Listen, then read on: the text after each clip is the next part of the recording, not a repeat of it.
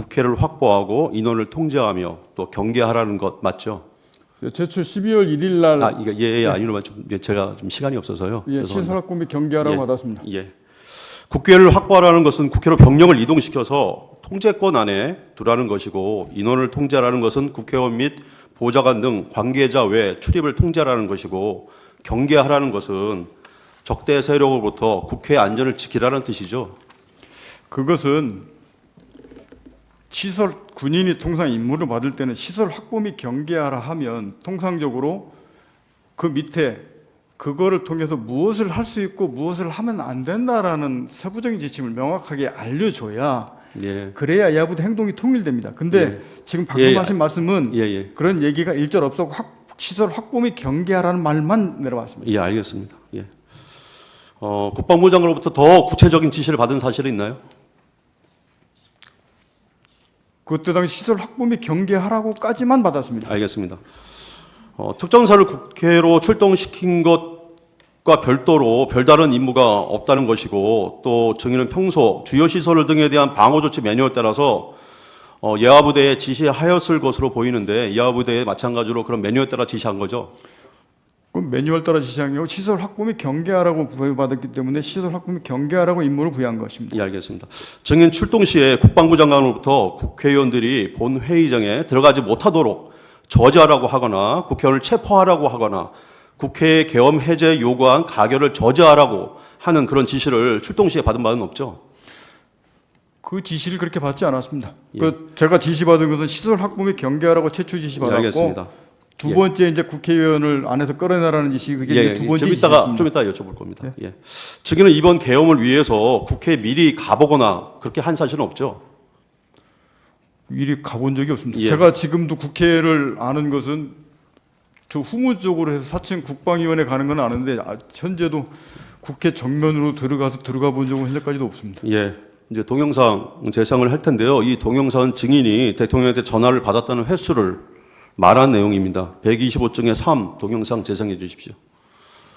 윤석열 대통령으로부터 직접 지시를 받았던가 전화를 받았던가 또는 한 적은 없습니까?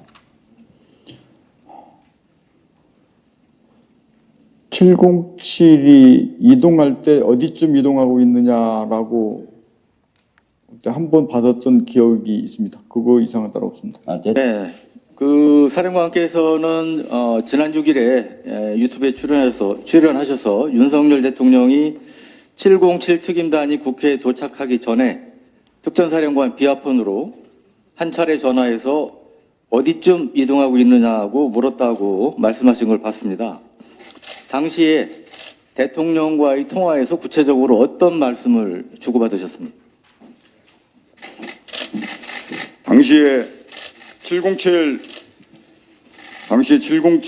특수임무단이 헬기를 타고 공중으로 이동하고 있는 상황쯤에서 대통령께서 저에게 비아폰으로 전화를 하셔서 그 부대가 지금 어디쯤 가고 있느냐 이 말씀 형태로만 여쭤보셨고, 제가 국회로 이동 중입니다 이 말씀을 드렸고, 그러고 나서 알았다고 하시고 바로 끊었습니다. 그게 다였습니다. 그 뒤에 또 추가적인 통화를 하시거나 대화를 하신 건 없습니까? 추가적인 대화는 없었던 말씀이죠? 그 당시 상황은 그게 끝이었습니다. 그리고 끊었습니다. 특전사령관입니다. 아까 말이에요. 그 윤석열 대통령과 통화한 것에 대해서 그 당시 상황은 그것으로 끝이었다 이렇게 얘기했는데 대통령도 또 전화를 받았죠. 그죠? 받으셨죠?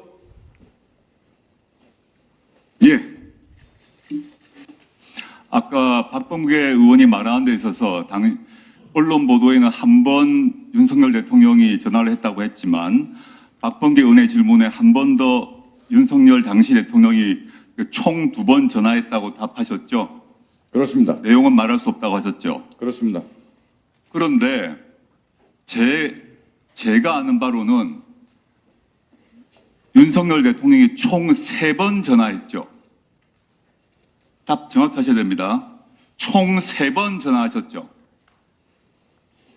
2번입니다. 그리고 지금 그 계엄이 있었던 날 예, 대통령하고 2번 통화했죠? 3번이 전화가 왔는데 3번? 2번은 통화했고 통화. 응. 한 번은 전화 통화가 안 된 겁니다. 아, 예, 증인은 12월 6일 김명주 TV에서는 대통령과 1회 전화 통화했다고 했죠.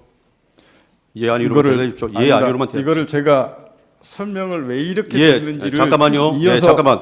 그다음에 증인은 2024년 12월 10일에 유영원 질의에서는 한 번 통화했다고 했다가 같은 날 박범계 의원 질의할 때는 2번 통화했다고 얘기했죠.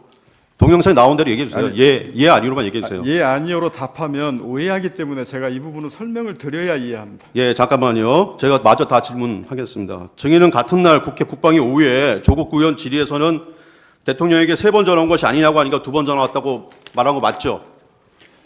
맞죠? 말씀하시고서 예. 저한테 답변 기회를 주면 제가 말씀드리겠습니다. 예, 화면에 나오죠. 예, 증인은 1월 14일 국회 국조특위에서는 백혜령 의원 질의에 대통령이 3번 전화 왔고 2번 통화했다라고 한 것이 분명 맞는 걸로 보입니다. 증인의 진술이 한 번 전화 받았다 해서 2번 통화로 바뀌고 다시 또 3번 전화 왔다가 다시 2번 통화했다라고 바뀐 건 맞죠? 진술이 바뀐 건 맞잖아요. 바뀐 게 아니고 제가 그거를 왜 그렇게 했는지를 제 말씀을 예, 들어야 추후에 이해하실 겁니다. 답변 기회 드리겠습니다. 예, 추후에 답변 기회 드릴게요, 제. 예, 추후가 그 다음 아니고- 질문하겠습니다. 지금 저한테 증인은 말씀을 2월 4일에 있은 국회 청문회에서 최근입니다. 바로 그저께. 예, 3일 전입니다. 이틀 전에. 임종덕 의원 질의에는 요원을 빼내라라는 것도 대통령이 지시한 것이고 국회의원을 끌어내라라고 한 것도 대통령이 지시한 것이다라고 마치 대통령한테 한 번 더 전화 받은 것처럼 또 답변했죠.